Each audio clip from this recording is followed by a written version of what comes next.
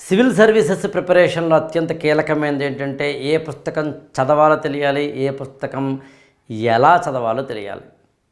అందులో భాగంగా నేను ఈ సిరీస్లో ఆజాద్ కా అమృత్ మహోత్సవ్ భారతదేశానికి స్వాతంత్ర్యం వచ్చిన ఈ సందర్భంలో, అంటే ఇవాళ వచ్చిందని కాదు, 75 సంవత్సరాల కిందట వచ్చిన సందర్భంలో జాతికి మనం ఒక మంచి సేవ చేయాలి అంటే ఐఏఎస్ ఆఫీసర్లు అవ్వాలి. అలా ఐఏఎస్ ఆఫీసర్లు అవ్వాలి అంటే మంచి పుస్తకాలు చదవాలి, మంచి మెటీరియల్ చదవాలి, అది కూడా కొంచెం తక్కువ టైంలో ఎక్కువ చదవాలి, రివిజన్స్ చేయాలి. ఇలా చేసే క్రమంలో రమేషింగ్ ఎకానమీ అనే పుస్తకాన్ని ఎలా చదవాలి అని చెప్పడం ఇవాల్టి క్లాస్ యొక్క ఉద్దేశం. ఇంకొక వీడియోలో నేను పాలిటీ లక్ష్మీకాంత్ బుక్ ఎలా చదవాలి అని చెప్పడం జరిగింది. అలా అన్ని పుస్తకాలు ఎన్సీఆర్టీ ఎలా చదవాలి, పాలిటీ ఎలా చదవాలి, ఎకానమీ ఎలా చదవాలి, జాగ్రఫీ ఎలా చదవాలి, సైన్స్ అండ్ టెక్నాలజీ ఎలా చదవాలి, ఇంటర్నేషనల్ రిలేషన్స్, ఎవ్రీ బుక్ ఎలా చదవాలి అనేది బుక్స్ మీద సిరీస్ చేశాను నేను. అదే వీలు వెంబడి మీకు ఈ యూట్యూబ్ ఛానల్ ద్వారా అందించే ప్రయత్నం చేస్తున్నాను. అయితే వీటిలో మాకు టైం కన్స్ట్రైంట్ ఉంటుంది, అందుకని ఎంతవరకు చెప్పగలమో అంతవరకు చెప్తాం. నిజానికి ఆ పుస్తకంలో మళ్ళీ ఏముంది, అది ఎలా చదవాలి అనేవి 20-30 క్లాసులుగా ఆయా ఈ గురుకులం లెసన్స్లోనే చెప్పే ప్రయత్నం చేస్తూ ఉంటాను. ఈ ప్రాసెస్లో మీరు చూసినప్పుడు ఎన్సీఆర్టీలు చదవడం అనేది ఎంత ఇంపార్టెంటో, అలా ఎకానమీకి సంబంధించి చదవాల్సిన కీలకమైన బుక్ రమేషింగ్ బుక్. ఈ రమేషింగ్ బుక్ అనేది మీరు చదివేటప్పుడు తీసుకోవాల్సిన ఒక జాగ్రత్తనండి, లేదా కేటగిరీగా, అంటే రమేషింగ్ పుస్తకంలో ఉన్న టాపిక్స్ని కేటగరైజ్ చేసి చదవడం అనేది ఎట్లా ఉంటే బాగుంటుంది అనేది ఒక అవగాహన కనుక మనం చేసుకుంటే ఇది ఈ క్లాస్ ఉపయోగపడుతుంది. అసలు ఎకానమీకి సంబంధించి బేసిక్ పాయింట్స్ ఏంటి, అసలు గ్రోత్ అంటే ఏంటి, డెవలప్మెంట్ అంటే ఏంటి, అసలు ఎకానమీలో గ్రోత్ని డెవలప్మెంట్ని ఎలా ఐడెంటిఫై చేస్తారు, జీడిపియా, జిఎన్పియా, నేషనల్ ఇన్కమ్మా, ఇట్లాంటి వాటిని, అలాగే ఇండియన్ ఎకానమీ ఎలాగా ఎవల్యూట్ అయి వచ్చింది, ఏ విధంగా పరిణామక్రమం చెందింది, లాంటివన్నీ మీకు 1, 2, 3 చాప్టర్లలో రమేషింగ్ బుక్లో ఉన్నాయి.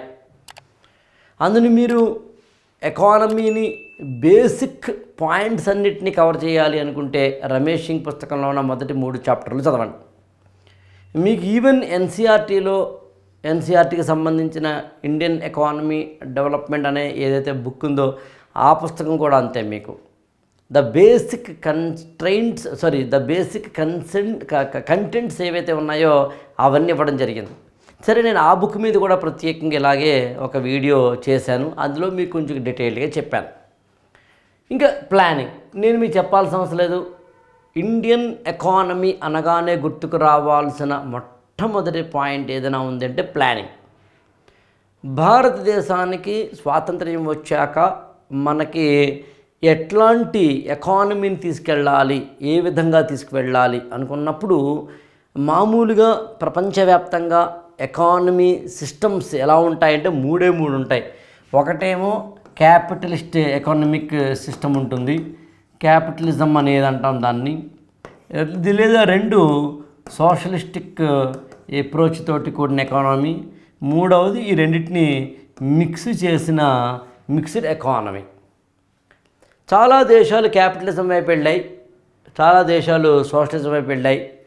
మనం మాత్రం 1950లో భారతదేశానికి రాజ్యాంగం తెచ్చుకొని ఆ తర్వాత మనం ప్రణాళికా సంఘం ప్లానింగ్ కమిషన్ తెచ్చుకొని ఇట్లా వెళ్ళే క్రమంలో మనం ఏం చేసామంటే మిక్స్డ్ ఎకానమీకి వెళ్ళాం. ఈ మిక్స్డ్ ఎకానమీలో ఉన్న కీలకమైనది ఏంటి అంటే ప్లానింగ్ సిస్టమ్. మీరు చిన్నప్పటి నుంచి చాలా సందర్భాల్లో వినుంటారు పంచవర్ష ప్రణాళికలు, 5 year ప్లాన్స్ అని. నిజానికి ఇప్పుడు మనమున్న ఈ టైంలో ప్లానింగ్ అనేది లేదు, ప్లానింగ్ కమిషన్ లేదు, దాని బదులే నీతి ఆయోగ్ వచ్చింది. 2014లో నరేంద్ర మోడీ గవర్నమెంట్ వచ్చిన తర్వాత మనకి ప్లానింగ్ కమిషన్ కాకుండా నీతి ఆయోగ్ అనేది వచ్చింది. కానీ అసలు ఈ ప్లానింగ్ కమిషన్ అనేది ఎలా ఉందని తెలిస్తేనే కానీ దాని సక్సెసెస్ కావచ్చు, ఫెయిల్యూర్స్ కావచ్చు తెలిస్తేనే కానీ ఇవాళ మనకి నీతి ఆయోగ్ అనేది ఏ విధంగా పనిచేస్తుందనో లేదా ఏ విధంగా అంచనా వేయచ్చో మనకు అర్థమవుతుంది. అందుకని ఎకానమీలో మీరు ప్లానింగ్ గురించి 4-5 చాప్టర్లలో రమేషింగ్ ఎకానమీ బుక్లో చదివే ప్రయత్నం చేయండి. అయితే నా సజెషన్ మాత్రం ఎక్కువ చదవకండి. అంటే ఫస్ట్ 5 ఇయర్ ప్లాన్లో ఏముంది, సెకండ్ 5 ఇయర్ ప్లాన్లో ఏముంది, డీటెయిల్డ్గా చదవాల్సిన అవసరం లేదు. ఇండియన్ ఎకానమీని చదివేటప్పుడు మీరు ప్రధానంగా అర్థం చేసుకోవాల్సిన విషయం ఏంటంటే, to the best of my knowledge చాలా సింపుల్గా చెప్పాలి అంటే 1950 నుంచి 90 వరకు, 90 నుంచి 2014 వరకు, 2014 నుంచి ఇప్పుడు నేటి వరకు ఇలా చదివితే సరిపోతుంది. అంతే తప్ప మీరు పంచవర్ష ప్రణాళికలు చాలా డీటెయిల్డ్గా చదువుకుంటూ వెళ్ళి చదవాల్సిన అవసరం లేదు. ఈ 1990 అన్నది ఒక ల్యాండ్ మార్క్ ఇండియన్ ఎకనామిక్ హిస్టరీలో. ఏమిటో ల్యాండ్ మార్క్ అంటే 1990లోనే మనకి ఇండియాలో ఎకనామిక్ రిఫార్మ్స్ అనేవి మనం ఇంట్రడ్యూస్ చేసుకున్నాం. అదే యాక్చువల్ ఇక్కడ 3వ పాయింట్ అండి, ఎకనామిక్ రిఫార్మ్స్ అనేది. ఎకనామిక్ రిఫార్మ్స్ అనేది కనుక మీరు అర్థం చేసుకుంటే, ఎకనామిక్ రిఫార్మ్స్ అనేవి ఎలా తీసుకొచ్చాము ఏంటనేది మనకి అర్థం చేసుకుంటే చాలా చాలా చాలా చాలా కీలకమైన ఏరియాని మీరు ఎకనామిక్స్లో కవర్ చేసిన వాళ్ళు అవుతారు. అందుకని మీకు మీ యొక్క దాంట్లో ప్రత్యేకంగా 6వ అంటే రమేషింగ్ బుక్లో 6వ చాప్టర్ పూర్తిగా ఎకనామిక్ రిఫార్మ్స్ గురించే ఉంది. అందులో ఎకనామిక్ రిఫార్మ్స్ అనేది మాత్రం కంపల్సరీ చదవండి. 1990లో ఏం జరిగింది అనేది, లిబరలైజేషన్, ప్రైవేటైజేషన్, గ్లోబలైజేషన్ అనేది ఎలా జరిగింది ఏంటి అనేది కంపల్సరీగా చదివే ప్రయత్నం చేయండి. అదేవిధంగా మీరు అర్థం చేసుకోవాల్సిన మరొక పాయింట్ ఇక్కడ ఏమిటి అంటే, మీరు ఎకనామిక్స్లో చాలా చాలా కీలకమైనది 3 రకాలైన సెక్టార్స్ని ప్రధానంగా చెబుతారు. ఇంకెక్కువే ఉన్నాయి, ఇంకొక 3 కూడా ఉన్నాయి. అందులో ఒకటి అగ్రికల్చర్, రెండవదేమో ఇండస్ట్రీ, మూడవదేమో సర్వీస్ సెక్టార్ అని. అందుని మీరు బేసిక్ అసలు ఇండియన్ ఎకనామిక్ సిస్టమ్ చదువుకున్న తర్వాత, ప్లానింగ్ వ్యవస్థ గురించి చదువుకున్న తర్వాత, ఎకనామిక్ రిఫార్మ్స్ గురించి చదువుకున్న తర్వాత, agriculture, industry, I think service sector అనే 3 అంశాలని ఇక్కడ చూడండి. సర్వీసెస్ అంటే అగ్రికల్చర్, ఇండస్ట్రీ, సర్వీసెస్ అనే 3 సెక్టార్ని చదివే ప్రయత్నం చేయండి. అగ్రికల్చర్ గురించి 8వ చాప్టర్ అండి, ఇండస్ట్రీ గురించి 9వ చాప్టరు, సర్వీసెస్ సెక్టార్ గురించి 10వ చాప్టర్ ఉన్నాయి. అంటే మీరు గమనిస్తున్నారా, మధ్యలో కొన్ని చాప్టర్స్ అవసరం అయితే స్కిప్ చేయమని చెప్తున్నాను, నేను మధ్యలో జంప్ అవ్వమని చెప్తున్నాను. అంటే అంతా పుస్తకం చదవక్కర్లేదని చెప్పడం నా ఉద్దేశం. యాక్చువల్గా ఒక పుస్తకాన్ని అంతా చదవక్కర్లేదు అని చెప్పడం అన్సైంటిఫిక్ అవ్వదు, లేదా ఆ పుస్తకం మీద నాకేమీ వ్యతిరేకత అవ్వదు. ఇక్కడంతా మనం మార్కుల కోసమే చదువుతాం. ఆ మార్కులకి కావలసిన నాలెడ్జ్ని తెచ్చుకోవడానికి ప్రయత్నిస్తాం. ఆ మార్కులు రావడానికి మీరు 100 యూనిట్లు పని చేయాలి అనుకుంటే నేను 110 యూనిట్స్ పని చేయమంటాను. అంతే తప్ప 1000 యూనిట్లు పనిచేసి 100 యూనిట్లు మార్కులు మాత్రమే తెచ్చుకోవడం వైజ్ అవ్వదు. అందుకని నేను ఎకనామిక్స్గానే మాట్లాడదాం. తక్కువ ఖర్చు పెట్టాలి, ఎక్కువ లాభం రావా, లేకపోతే ఎందుకు, మనిషి అనేవాడే కాదు కదా. ఉన్నదాన్ని ఉన్నట్టుగానే వాడేది జంతువు అవుతుంది. లెర్నింగ్ అనేది లేకుండా ఉన్నది ఉన్నట్టుగానే జీవించడమే జంతు లక్షణం. మీరు కుక్కను చూడండి, పిల్లిని చూడండి, చేసిన తప్పు మళ్ళీ చేస్తుంది, కావాలంటే చూడండి. కొత్త తప్పు వేరే విషయం, వాళ్ళు ముందు చేసిన తప్పే చేస్తుంది. లెర్న్డ్ బిహేవియర్ అంటారు, అది ఉండదు జంతువుల్లో, మనిషికి ఉంటుంది. మనిషి లెర్న్ చేసి నేర్చుకున్న దాన్ని స్టోర్ చేసుకుని బ్రెయిన్లో స్టోర్ చేసుకున్న దాన్ని మళ్ళీ రిట్రీవ్ చేసి కొత్తగా పని చేయడానికి చేసే ప్రయత్నమే మానవుడు చేసే పని. అంతే. ఉదాహరణకి లాస్ట్ ఇయర్ వర్షాలు వచ్చినాయి, మానవుడికి ఏదో ఇబ్బంది అయింది, ఒకటికి వర్షాల టైంలో ఏం చేయలేడు, కానీ నెక్స్ట్ వర్షాలు వచ్చే సమయానికి మాత్రం దానికి ఏదో సొల్యూషన్ కనుక్కుంటూ ఉంటాడు. మనం కోవిడ్ టైంకి అంతే కదండి, వ్యాక్సిన్ కనుక్కోగలిగాం. అదే జంతువులకు వస్తే వ్యాక్సిన్ కనుక్కుంటాయా? కనుక్కోలేవు కదా. సో అలా అనుకున్నప్పుడు మీరు ఈ పుస్తకంలో కొన్ని ఏరియాస్ని విడిచిపెట్టాలి, కొన్ని చాప్టర్లను చదవక్కర్లేదు అని చెప్పడమే నా ఉద్దేశం. తర్వాత వచ్చేసి వెరీ వెరీ కీలకమైనది ఫినాన్షియల్ సెక్టార్. మీకు మళ్ళీ ఒకసారి రివ్యూ చేస్తాను. బేసిక్ కంటెంట్ నేర్చుకున్నారండి, తర్వాత ప్లానింగ్ అంటే ఏంటి తెలుసుకున్నారు, తర్వాత ఎకనామిక్ రిఫార్మ్స్ తెలుసుకున్నారు, ఆ తర్వాత అగ్రికల్చరు, ఇండస్ట్రీ, సర్వీసెస్ సెక్టార్ అనే 3 సెక్టార్లను తెలుసుకునే ప్రయత్నం చేశారు. ఆ మూడింటిని నేర్చుకున్న తర్వాత ఫినాన్షియల్ సెక్టార్ అనే దాంట్లోకి వెళ్తారు. యాక్చువల్గా ఫినాన్షియల్ సెక్టార్ అన్నప్పుడు అంటే మీకు కీలకమైనది ఏమిటి అన్నప్పుడు ఆర్థిక రంగం అంటాం మనం. ఇండియన్ ఫినాన్స్ ఎలా ఉంటుంది, బ్యాంకింగ్ సెక్టర్ ఎలా ఉంటుంది, ఇన్సూరెన్స్ సెక్టర్ ఎలా ఉంటుంది, సెక్యూరిటీ సెక్టర్ ఎలా ఉంటున్నది 11, 12, 13, 14 చాప్టర్లు ఉన్నాయి. కానీ నేనే ఉంటానండి ఇందులో మీరు ఇన్సూరెన్స్ అండ్ సెక్యూరిటీస్ అనే రెండింటిని చదవకపోయినా పర్వాలేదు. అంటే ఇన్సూరెన్స్ అండ్ సెక్యూరిటీస్ అనేది చదవకపోయినా పర్వాలేదు అంటే నా ఉద్దేశం అసలు చదవద్దని కాదు, లేదా చదవకపోయినా పర్వాలేదు అంటే మరీ చాదస్తంగా చదవద్దు. నేను ఎలా ప్రిపేర్ అవ్వాలి అన్నప్పుడండి చాలా సందర్భాల్లో నేను చెప్పానండి, అకాడమిక్గా చదవడం ఒక పద్ధతి, లాజికల్గా చదవడం ఒక పద్ధతి. అంటే ఉన్న పుస్తకాన్ని, ఉన్న సబ్జెక్ట్ని ఉన్నది ఉన్నట్టుగా యాజ్ ఈజ్గా A to Z చదవడం ఒక పద్ధతి. లాజికల్గా అంటే అర్థం ఏంటంటే ఏది అవసరమో అది మాత్రమే చదవడం ఒక పద్ధతి. నేను మాట్లాడుతుంది ఏది అవసరమో అది. వీటిని ఇన్సూరెన్స్ అండ్ సెక్యూరిటీస్ని ఎందుకు మరి రాశాను నేను అంటే ఫినాన్స్ సెక్టార్లో ఉన్నాయని చెప్పడం తప్ప మీరు చదవమని కాదు. ఇంకా తర్వాత చాలా ఇంపార్టెంట్ ఏరియా ఒకటి ఉంది, అది ఏంటంటే పబ్లిక్ ఫినాన్స్. అది పబ్లిక్ ఫినాన్స్ అంటే అసలు ప్రభుత్వానికి డబ్బులు ఎక్కడి నుంచి వస్తున్నాయని. ప్రభుత్వానికి ప్రధానంగా వచ్చే డబ్బులు పన్నులు, మీరు నేను మనందరము కట్టే ట్యాక్సుల ద్వారా వస్తాయి. అందుకనే ట్యాక్సేషన్ అనేది చాలా కీలకమైనది. 17వ చాప్టర్లో ఉంది రమేష్ సింగ్ బుక్లో, అదే చదవండి. పబ్లిక్ ఫినాన్స్ అంటే బడ్జెట్. అసలు యాన్యువల్ ఫినాన్షియల్ స్టేట్మెంట్, బడ్జెట్ అనేది అత్యంత కీలకమైన విషయం. నేను మీకు చెప్పాల్సిన అవసరం లేదు. ఎకనామిక్ సర్వే ప్రతి ఏడాది వచ్చే విధానం నేను మీకు చెప్పాల్సిన అవసరం లేదు. అందుకని మీకు ట్యాక్సేషన్ కానీ, పబ్లిక్ ఫినాన్స్ లేదా బడ్జెట్ అనేదాన్ని కానీ అత్యంత కీలకంగా 17, 18 చాప్టర్లు ఉన్నాయి. అది చదివే ప్రయత్నం చేయండి. అప్పుడు మీకు ట్యాక్సేషన్ మీద, బడ్జెట్ మీద ఫుల్ కమాండ్ వస్తుంది. ఆ తర్వాత ఏ దేశానికైనా ఇంకో దేశంతో ఎగుమతులు దిగుమతులు ఉంటాయి. ఆ విషయం నేను మీకు చెప్పాల్సిన అవసరం లేదు. మామూలుగా అయితే దాన్ని వ్యాపారంలో, ట్రేడ్లో ఎక్స్పోర్ట్స్ ఉంటాయి, ఇంపోర్ట్స్ ఉంటాయి.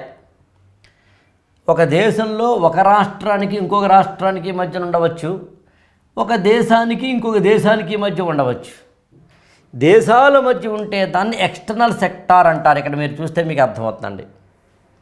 ఎక్స్టర్నల్ సెక్టార్ మనకి విదేశీ వాణిజ్యం అని తెలుగులోను, ట్రేడ్, ఫారిన్ ట్రేడ్ అని ఇంగ్లీష్లోను, ఎక్స్పోర్ట్స్ అండ్ ఇంపోర్ట్స్, ఎగ్జిమ్ అంటాం. ఎక్స్పోర్ట్స్ అండ్ ఇంపోర్ట్స్లో IM తీసి ఎగ్జిమ్ అన్నారు. ఎగ్జిమ్ పాలసీ అని ఉంటుంది మనకి, ఎగుమతులు దిగుమతుల విధానమని. ఇలాంటివన్నీ మనకి ఎక్స్టర్నల్ సెక్టార్లో, ఫారిన్ ట్రేడ్లో దొరుకుతాయి. మీరు గమనించారా? మొత్తం టోటల్ బుక్లో ఏ చాప్టర్లు చదవాలంటున్నాను నేను, అది 15, 16 చాప్టర్లు ఉన్నాయి. యాక్చువల్గా 16 చాప్టర్లో మనకి ఇంటర్నేషనల్ ఆర్గనైజేషన్స్ ఉన్నాయి. అంటే WTO కానీ, లేకపోతే ఇతరత్ర ఏవైతే ఇంటర్నేషనల్ ఆర్గనైజేషన్స్ ఉంటాయో అలాంటివి. తర్వాత వెరీ వెరీ వెరీ కీలకమైన అంశం ఏంటంటే ఎకనామిక్స్, జాగ్రఫీ అనే 2 ఇంటర్లింక్ కలిగిన సబ్జెక్టులు గుర్తుంచుకోండి. చాలా ఇంపార్టెంట్ పాయింట్ ఇది. అందుకని మీకు రమేష్ సింగ్ బుక్ని చదివినప్పుడు ఎకనామిక్స్, జాగ్రఫీని లింక్ చేస్తున్న ఏరియాస్ని కూడా చదవాల్సి ఉంటుంది. ఎకనామిక్ జాగ్రఫీ దాన్ని. అందులో మీకు ప్రధానంగా ఏమిటి అంటే ఇవాళ క్లైమేట్ చేంజ్ 19వ చాప్టర్లో ఉంది. అది డెమోగ్రాఫిక్ డివిడెండ్ 28వ చాప్టర్లో ఉంది. హ్యూమన్ డెవలప్మెంట్ 21వ చాప్టర్లో ఉంది. అంటే 19వ చాప్టరు, 21వ చాప్టరు, 28వ చాప్టరు మూడింటిని కలిపి ఒకే చోట చదవండి. అది వేరే, ఇది వేరే కాకుండా ఒకే చోట చదివితే మీకు మంచి మార్కులు వస్తాయి. అంటే అవగాహన అవుతుంది సబ్జెక్ట్ మీద. అవన్నీ కలిపిన దాన్ని నేను చెప్పినట్టుగా ఎకనామిక్ జాగ్రఫీ అని. ఇక సాధారణ క్లైమేట్ చేంజ్ అనేది ఎన్విరాన్మెంట్లో కూడా చదువుతాం మనం. డెమోగ్రాఫిక్ డివిడెండ్ అన్నది ఎక్కడ చదువుతాం? జాగ్రఫీలో చదువుతాం. హ్యూమన్ డెవలప్మెంట్ ఎక్కడ చదువుతాం? ఎకనామిక్స్లో చదువుతాం. కానీ ఇక్కడ ఎకనామిక్స్ని, జాగ్రఫీని, సైన్స్ అండ్ టెక్నాలజీని కలగలిపిన ఒక కొత్త అంశాన్ని మీరు ఎకనామిక్స్లో చదవక తప్పదు. అట్లాగే మనకి ఏంటంటే కోర్ కాన్సెప్ట్స్ అండ్ ఛాలెంజెస్ అంటాం. సాధారణంగా ఎకానమీలో ఇన్ఫ్లేషన్ లాంటి అంశాలు మీరు ఎప్పుడైనా గుర్తుంచుకోండి. రమేష్ సింగ్ పుస్తకంలో ఇన్ఫ్లేషన్ గురించి ఏం చదవకండి. అదేంటి సార్ ఎందుకు చదవద్దు అంటున్నారు అంటే, దీని ఎప్పుడు కూడా కరెంట్ అఫైర్స్లో వచ్చిన కాన్సెప్ట్స్ చదవండి. కరెంట్ అఫైర్స్లో ఎప్పుడైనా ఇన్ఫ్లేషన్ గురించి వచ్చినప్పుడు అప్పుడు రమేష్ సింగ్ బుక్ ఓపెన్ చేసి వాట్ ఈజ్ ఇన్ఫ్లేషన్ అని చదవండి. డైరెక్ట్గా చదవకండి. డైరెక్ట్గా చదివేది కూడా ఏమి ఉండదు. ఎందుకంటే ఇన్ఫ్లేషన్ అంటే ఏంటో మాత్రమే చెప్తుందండి రమేష్ సింగ్. కానీ ఆ పుస్తకంలో ఉన్న థియరీని అప్లై చేయగలిగితేనే మనకి మార్కులు. అలాగే గవర్నమెంట్ స్కీమ్స్, అది నేను చెప్పాల్సిన అవసరం లేదు. అలాగే టెర్మినాలజీ అంటే అర్థం ఏంటంటే, ఎకానమీలో అనేకమైన టెర్మినాలజీలు ఉంటాయి. WPI అంటాడు, CPI అంటాడు, అంటే కన్జ్యూమర్ ప్రైస్ ఇండెక్స్ అని, హోల్సేల్ ప్రైస్ ఇండెక్స్ అని, ఇన్ఫ్లేషన్ అని, లేకపోతే కనుక డెట్ ట్రాప్ అని, ఫారిన్ ట్రేడ్ అని, బ్యాలెన్స్ ఆఫ్ ట్రేడ్స్ అని, ఫారెక్స్ రిజర్వ్స్ అని, ఇలా అనేకమైన పదాలు ఉంటాయి. బ్యాంక్ రేట్ అని, CRR అని, క్యాష్ రిజర్వ్ రేషియో అని, SLR అని, స్టాట్యుటరీ లిక్విడిటీ రేషియో అని, ఇంట్రెస్ట్ రేట్స్ అని, ఈవెన్ GDP, GNP, NI అంటే నేషనల్ ఇన్కమ్, అలాగే మీకు fiscal deficit, budgetary deficit, monetary deficit, current account deficit, trade deficit, ఇలా పదాలు కొన్ని ఉంటాయి. వాటన్నిటిని తెలుసుకునే ప్రయత్నం చేయండి. అంటే ఇప్పుడు ఒక్కసారి నేను నట్షెల్ చెప్పే ప్రయత్నం చేస్తాను, బట్ రివర్స్లో చెబుతాను. ఎకానమీలో ఏవైనా ఒక టెర్మినాలజీ వస్తే ఒక పెన్ను పేపరు పెట్టుకోండి, వాటన్నిటిని నోట్ చేసుకోండి, వాటన్నిటి మీద కమాండ్ తెచ్చుకోండి. తర్వాత గవర్నమెంట్ ఎప్పుడు ఏ స్కీమ్ పెట్టినా దాన్ని పట్టుకునే ప్రయత్నం చేయండి. తర్వాత ఎకానమీలో ఎప్పుడెప్పుడు ఏ ఛాలెంజ్ వస్తే, అది శ్రీలంకలో వచ్చిన ఎకనామిక్ క్రైసిస్ వల్ల ఇండియాకి రావచ్చు. ఇండియాలో ఈ మధ్యన మన యొక్క కరెన్సీ USA పోల్చుకుంటే 80-90 కూడా వెళ్ళిపోయింది యాక్చువల్గా. అలాంటి వాటిని ఎలా అర్థం చేసుకోవాలి, ఇన్ఫ్లేషన్ పెరిగిపోతుంటే ఎలా అర్థం చేసుకోవాలి, లాంటి ఛాలెంజెస్, కరెంట్ ఛాలెంజెస్ని అర్థం చేసుకునే ప్రయత్నం చేయడం, ఇవన్నీ న్యూస్ పేపర్లలో లేకపోతే కరెంట్ అఫైర్స్ ద్వారానో మీరు పట్టుకోగలుగుతారు. అలాగే ఎకనామిక్స్ మాత్రమే కాకుండా ఎకనామిక్ జాగ్రఫికల్ ఇష్యూస్ని తెలుసుకునే ప్రయత్నం చేయండి. ఎక్స్టర్నల్ సెక్టార్ అంటే భారతదేశం ఇతర దేశాలతోటి ఏం చేస్తుంది, భారతదేశం ఇంటర్నల్గా ఏం చేస్తుంది, భారతదేశం అసలు ఏ విధంగా తన ఫైనాన్స్ సెక్టార్ నిర్వహించుకుంటుంది. ఏ ఎకానమీకైనా కానీ 3 రంగాలు ఉంటాయి. 1 సర్వీసెస్ రంగం, 2 ఇండస్ట్రీ, 3 అగ్రికల్చర్. ఈ 3 రంగాలు భారతదేశంలో ఎలాగ ఉన్నాయి అనే దాన్ని డే 1 1950 నుంచి తెలుసుకునే ప్రయత్నం చేయాలంటే రమేష్ సింగ్ బుక్ మాత్రమే పనికొస్తుంది. ఇంకా ఎకనామిక్ రిఫార్మ్స్ అనేది భారతదేశానికి ఒక కీలకమైన ఘట్టం 1990లో జరిగింది. అందుకని భారతదేశ ఆర్థిక చరిత్రని 1990కి ముందు, 90 తర్వాత అని చెప్తాం.